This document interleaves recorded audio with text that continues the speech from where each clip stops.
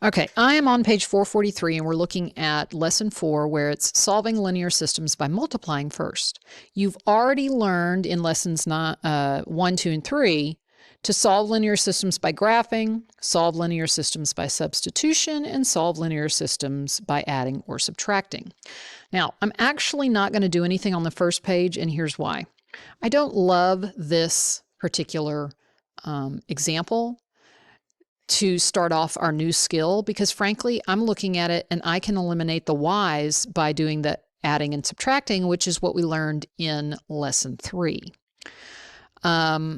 So I'm going to go ahead and hop over to page 445 where we're going to look at kind of the rules down at the bottom, and then we're going to just do some examples and show you how they want you to deal with this if you have to multiply something first. Okay, so first of all, you're going to decide which variable you want to eliminate. Multiply one or both equations by a constant. You do not have to multiply both equations by the same constant, but if you're going to multiply an equation, you just have to make sure that you multiply that entire equation by the same thing. You can multiply the other equation by something else, and then solve the system using the elimination method. So I think you'll get the hang of it once we start in on some examples. Okay, so example 1A is the first one we're going to go through, and they've basically done it for you, but let's talk through this. I'm looking and I say, okay, 3x plus 8y is 7, 2x minus 2y is negative 10. Fairly easily, I can see that, you know what, if I multiply this second equation by 4, then that's going to make this a negative 8y. And once that's a negative 8y, it'll eliminate with this positive 8y. So here's what they're going to do. They take that second equation, they multiply the entire second equation by 4, and that gives you 8x minus 8y is negative 40. And then we're back to the same set of steps that you've already learned, which is just combine them by addition or subtraction. Okay, 3x plus 8x is 11x. 8y minus 8y is nothing, so you have no y values. And then 7 minus 40 is negative 33. So you're just left with 11x is negative 33. Divide both sides by 11, and you get that x is negative 3. And then the rest of it's all stuff you've done before. You're going to take that negative 3, put it in for x, and you can solve for a y value. Okay? And once you get the y value, you can take both the x and the y value and plug it into one is good, but both is better. Plug it into the linear system and make sure that it makes the statements true. If it doesn't make the statements true, then you've probably made a mistake somewhere. Okay? All right, let's look at B. I look at this and I'm like, ooh, I don't see anything that I can do at first. But I know that 3 times 4 is 12. So if I multiply this top one by 4, and I multiply this bottom one by 3, then I can get things that'll cancel out. So I'm going to multiply the first equation by 4, multiply the second equation by 3. That's going to give me negative 12x plus 8y is 16. Down here, that's going to be positive 12x minus 39y equals 15. Okay, and then we're solving for our y value. Okay, don't overlook the fact that this is a negative. So 8 minus 39y is negative 31y, and that equals, these two add together for a positive 31. So when I divide both sides by negative 31, I'm going to get that y equals negative 1. Once I get y equals -1, I can put it back into one of these equations where it's been multiplied by 3 or 4, or I can go back and put it into the original equation. It doesn't make any difference because these two equations are equivalent to these two, okay? So that's what they're doing over here. So we're going to continue on page 447. So solve the first equation for x when y is -1, okay? -3x plus 2 times -1 is 4. -3x plus -2 is 4. Remember to move it. You're going to add 2, and you get -3x equals 6. Divide both sides by -3, and that's going to be a -2. So the solution, you always put the x value first, -2, comma, -1. Okay.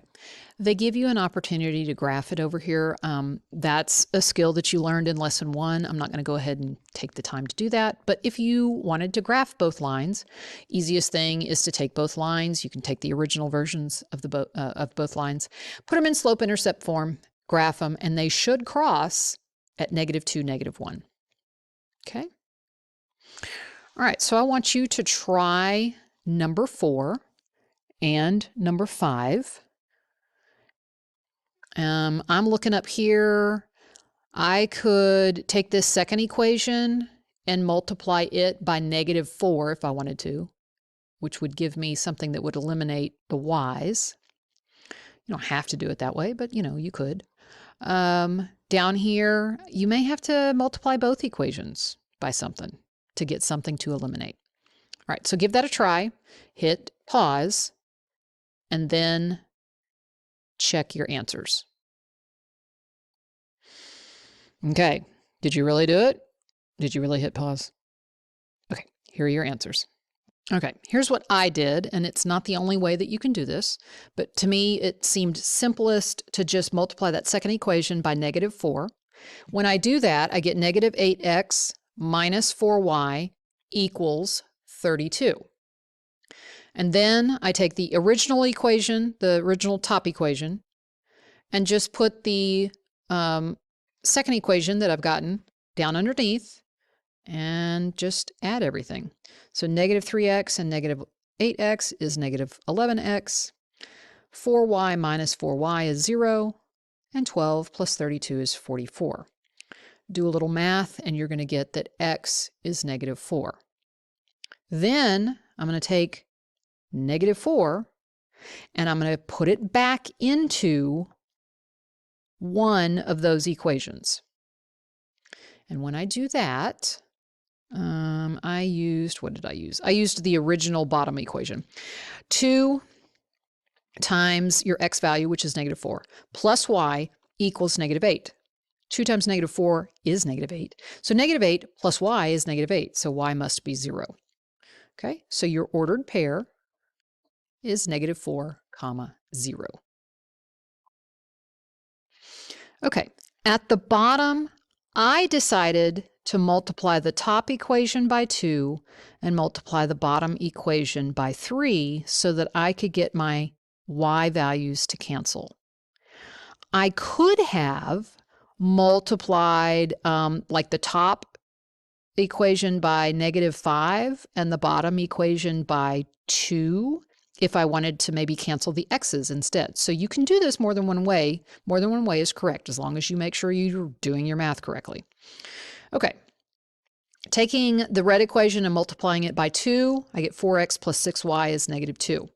Taking the purple equation, multiplying it by 3, I get 15x minus 6y is -36.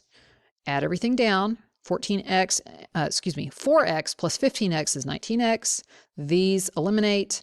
-2 and -36 is -38. 19 divided by 19 and -38 divided by 19, and you get x is -2. Then take the x, which is -2, and plug it back into one of the equations. It can be one of your new modified equations because they are equivalent to the original ones. But sometimes I find it easier to deal with smaller numbers, so I went back and put it into the original red equation. So 2 times negative 2 plus 3y is negative 1, which gives me negative 4 plus 3y is negative 1. Add 4 to move it, and I get 3y equals 3. Do a little math, and y equals 1. So my ordered pair is negative 2, comma 1.